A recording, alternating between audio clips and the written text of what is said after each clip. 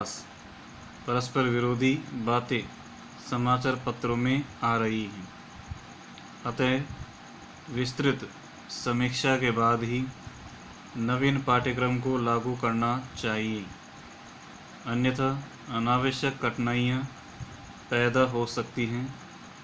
इस संदर्भ में राष्ट्रीय शिक्षा नीति में दिए गए लक्ष्यों और निर्देशों पर ध्यान देना अति आवश्यक है।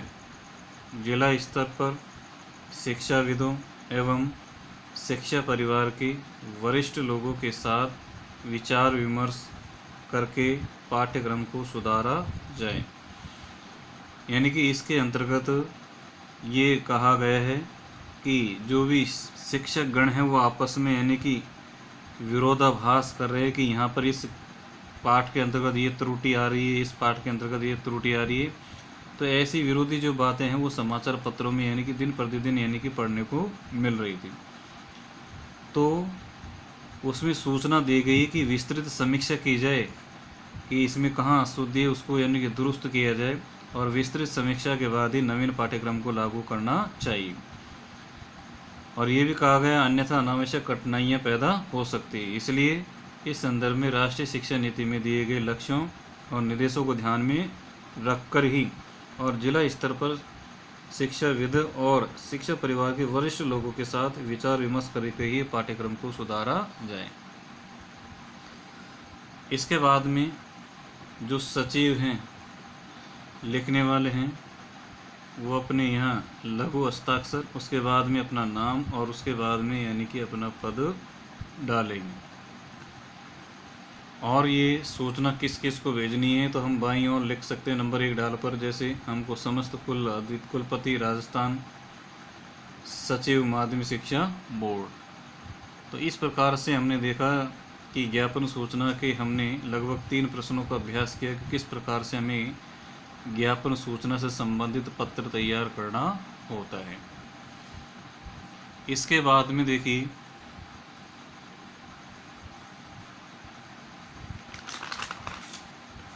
इसके बाद में अगला हमारा जो पत्र प्रारूप आता है वो आता है अधिसूचना।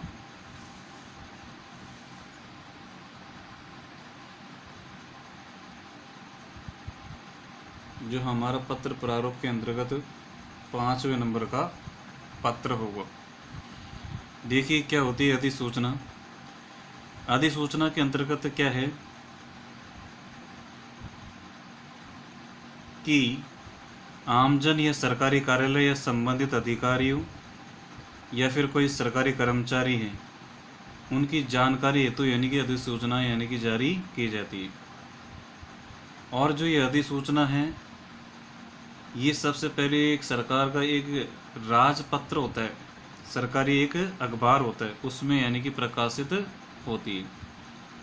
उस सरकार के राजपत्र जिसको गजट पत्र कहा जाता है, उस गजट में प्रकाशित होने के पश्चात ही इस सूचना को बाद में फिर अखबारों के माध्यम से प्रकाशित किया जाता है। तो देखिए इसमें किन किन बातों का ध्यान रखना होता है अधिसूचना में। अधिसूचना क्या है? सरकार के राजपत्र यानी गजट में प्रकाशित होने वाली सूचना को अधिसूचना कहते हैं। यानी कि ऐसी सूचना जो सरकार के राजपत्र में या गजट में प्रकाशित होती है उसे अधिसूचना कहते हैं, तथा ये सूचना इसके बाद में अखबारों में प्रकाशित होती है। यानी सरकार के राजपत्र या गजट में प्रकाशित होने वाली सूचना को ही हम क्या कहते हैं? अधिसूचना कहते हैं। और यह सूचना इसके बाद में यानी कि राजपत्र में प्रकाशित होने के पश्चात में ये सूचना अखबारों में प्रकाशित होती है। नंबर 2 के अधिसूचना आमजन, सरकारी कार्यालयों, संबंधित अधिकारियों तथा कर्मचारियों की जानकारी हेतु जारी की जाती है। यानी कि जो भी अधिसूचना होती है वो आमजन या सरकारी कार्यालयों या संबंधित अधिकारियों तथा कर्मचारियों की जानकारी हेतु जारी की जाती है। तीसरी पॉइंट में क्या है कि अधिसूचना में ये बताना आवश्यक होता है कि यह राजपत्र या गजट के किस भाग या फिर कौन से अनुभाग में प्रकाशित है। ये भी यानी कि उस अधिसूचना में हमको बताना होगा लिखना होगा। चौथा नंबर है कि इसमें किसी भी प्रकार का कोई संबोधन नहीं होता है, यानी कि किसी को भी कोई संबोधन हमको लिखना नहीं होता है। इसके बाद में नंबर 5 में है कि अधिसूचना हमेशा अन्य पुरुष शैली में लिखी जाती है, न प्रथम पुरुष में न मध्यम पुरुष में, बल्कि अन्य पुरुष शैली में लिखी जाती है।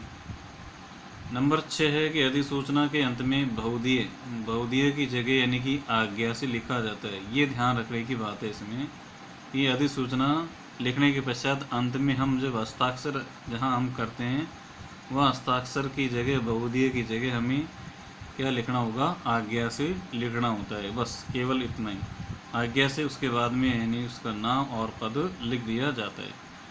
तो देखिए इसका पत्र प्रारूप अधिसूचना का किस प्रकार से, सबसे पहले हम राजस्थान सरकार या भारत सरकार के राजपत्र भाग 3 के अनुभाग 7 में इस प्रकार से हमको लिखना होता है।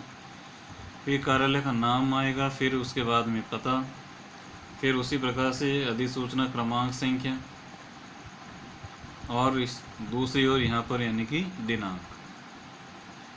फिर वही पिछले वाले पत्र की तरह अधिसूचना, ये विज्ञप्ति है तो विज्ञप्ति सूचना, निविदा है तो निविदा सूचना, ज्ञापन है तो ज्ञापन सूचना, और अधिसूचना है तो अधिसूचना लिखना होगा।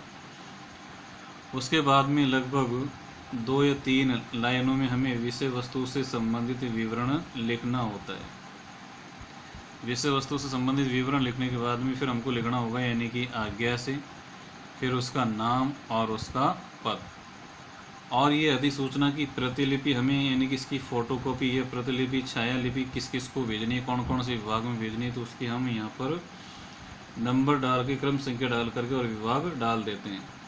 जैसे संबंधित विभाग है, संबंधित अधिकारी है, संबंधित कर्मचारी, किस किस को ये सूचना भेजनी है। तो ये तो हुआ यानी कि अधिसूचना लिखने का एक प्रारूप पत्र। अब इस अधिसूचना से संबंधित हम प्रश्नों का अभ्यास करते हैं। देखिए सबसे पहले प्रश्न दे रखा है जैसे कि उप शासन सचिव, राजस्व विभाग, शासन सचिवालय, जयपुर द्वारा। यहाँ इसमें अधिकारी का पद दे रखा है, कार्यालय का नाम दे रखा है और उसका पता दे रखा है कहाँ स्थित है। तो उप शासन सचिव, राजस्व विभाग, शासन सचिवालय, जयपुर द्वारा एक अधिसूचना पत्र प्रारूप तैयार कीजिए जिसमें राज्य के सभी क्षेत्रों में प्रशासन की और कार्यक्रम आयोजित करने की सूचना का प्रसार किया गया हो। तो देखिए हम प्रश्न में से सबसे पहले लिखेंगे राजस्थान सरकार के राजपत्र भाग 3 के अनुभाग 7 में, जैसे हमने पिछले उस प्रारूप के अंतर्गत देखा। उसके बाद में फिर हम लिखेंगे कार्यालय विभाग का नाम, जैसे राजस्व विभाग, यहाँ से लिए हमने राजस्व विभाग, शासन सचिवालय और कहाँ है, जयपुर है, जयपुर लिख दिया। उसके बाद में अधिसूचना क्रमांक हमने लिखा या अधिसूचना पत्रांक संख्या, पत्र क्रमांक संख्या। उसके बाद में फिर हमको यहाँ पर दिनांक डालनी होगी जिस दिन ये अधिसूचना जारी की जाती है। उसके पश्चात विषय वस्तु का विवरण लिखने से पश्चात हमें लिखना होता है कि ये अधिसूचना है तो अधिसूचना लिखें, ज्ञापन है तो ज्ञापन सूचना लिखें, विज्ञप्ति है तो विज्ञप्ति सूचना लिखेंगे। उसके पश्चात विषय वस्तु के अंतर्गत लिखना है जैसे राजस्थान सरकार द्वारा राज्य के सभी पंचायत मुख्यालयों पर प्रशासन गांव की ओर, यहाँ हम सही कर लेंगे, प्रशासन गांव की ओर, गांव की ओर। तो राजस्थान सरकार द्वारा राज्य के सभी पंचायत मुख्यालयों पर प्रशासन गांव की ओर 2019 की जगह हम 2020 कर सकते हैं, 2021 कर सकते हैं, कार्यक्रम का आयोजन किया जा रहा है जिसके अंतर्गत सभी प्रकार के कागजात जैसे मूल निवास है, प्रमाण पत्र है, जाति प्रमाण पत्र है, अन्य सभी कागजातों संबंधी समस्याओं का निवारण किया जाएगा। इन प्रमाण पत्रों पर हस्ताक्षर हेतु तहसीलदार अधिकृत होंगे। फिर से देखिए कि राजस्थान सरकार द्वारा राज्य के सभी पंचायत मुख्यालयों पर प्रशासन गांवों की ओर 2020-21 कार्यक्रम का आयोजन किया जा रहा है, जिसके अंतर्गत सभी प्रकार के कागजात जैसे मूल निवास बनवाना है, प्रमाण पत्र, जाति प्रमाण पत्र बनवाना है, अन्य सभी कागजात तो संबंधी समस्याओं का निवारण किया जाएगा।